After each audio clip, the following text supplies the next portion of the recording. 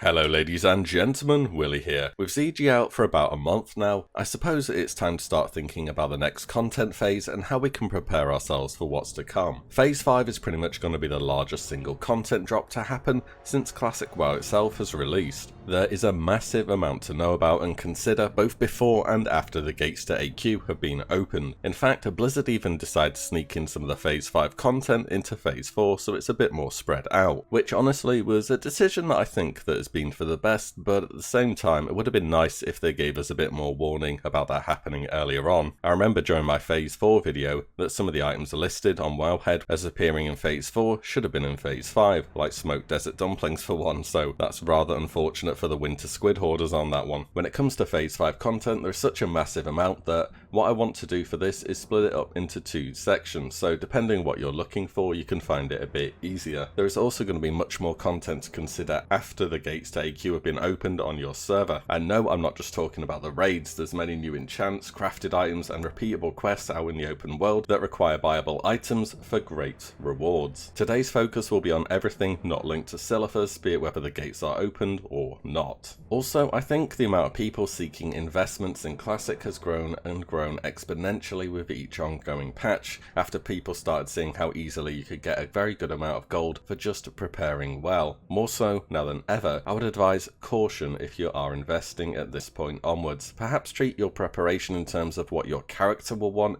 instead of solely planning to resell in a marketplace that's going to be extremely busy. So just to recap, if it's related to Cenarian Circle, Silithus, the War Effort, the Scepter questline or the post-gate opening events, it won't be here, it will be in the next video. This will be considering everything else that's happening in this patch, so the tier 0.5, the relic slot items, new reputation rewards and so on. So sorry about the long intro there, needed all that to be said, let's get into it. That relic slot you've probably had Egan's Blaster in for over half a year finally gets a use. Relics are released as part of the new dungeon gear added in Phase 5. There are also ones dropping from the raid, but I'll know I'll want to go out and farm mine before that opens. Some classes actually get better relics from dungeons than raids. Many of them also come as the tier 0.5 questline, more on that later. And note that if some are missing here, they're either from raid or they're being released into dungeons in Phase 6. Druid's Idol of Ferocity from Lord Rockor just near the prison loop at the start of Blackrock Depths, and Rejuvenation from a boss summon in Warmaster Voon's room in LBRS as part of the tier 0.5 questline. Paladin, Librum of Truth from Magnus in the room just before Emperor Thorison in Blackrock Depths, and Hope once again from a summon boss as part of the tier 0.5 questline, this one from Azalian in Dire Maul East. Shaman Totem of Rage, Magnus, End of BRD again, and Rebirth once again from Azalian, summon boss in DME. All of these are pretty self-explanatory I think in terms of which one you want for which specialization. The raid ones are pretty much always better, but of course they are geared towards healing.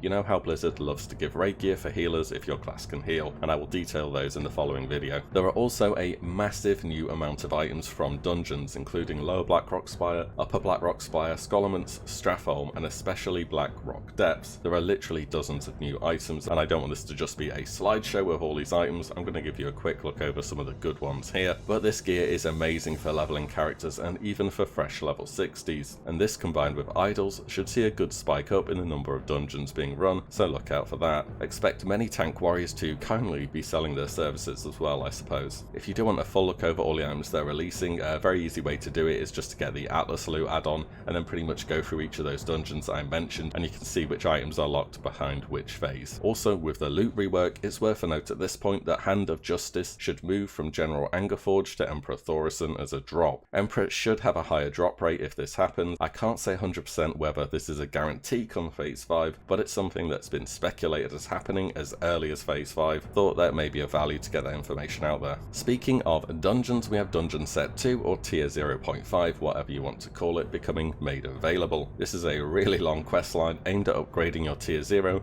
into slightly better versions. Now, to be honest, for most classes this is just a flex to have this gear, as stats wise it is a very small upgrade, and even the tier set bonuses that they have are just the same but switched around a little bit. But if you don't raid for whatever reason, then it could be a pretty big goal to chase. However, it's also expensive. Here's some of the items needed for parts of the quest to upgrade items. It starts off with a braces and then belt and gloves and works up eventually to the helm and chest at the end. If it's your goal to chase this, I'd start preparing the items as well as getting the remainder of your tier 0 now. There will also be the incorporation of the remainder of the the spell penetration items into the game. Despite certain classes already having this stat linked to their talents, like mages, the gear was saved until Phase 5. The idea of spell penetration is just to reduce your target's resistances to your spells, as by this point in vanilla, resistance stats on gear was getting higher and higher, and there was no real way to combat that through any stat that existed, so items like the runes from Warstone Gulch that give spell pen should become available, which can be obtained at friendly, as well as the spellcaster ring from Alterac Valley at Exalted. Whether these items are actually of use anymore now though, well, that's another story.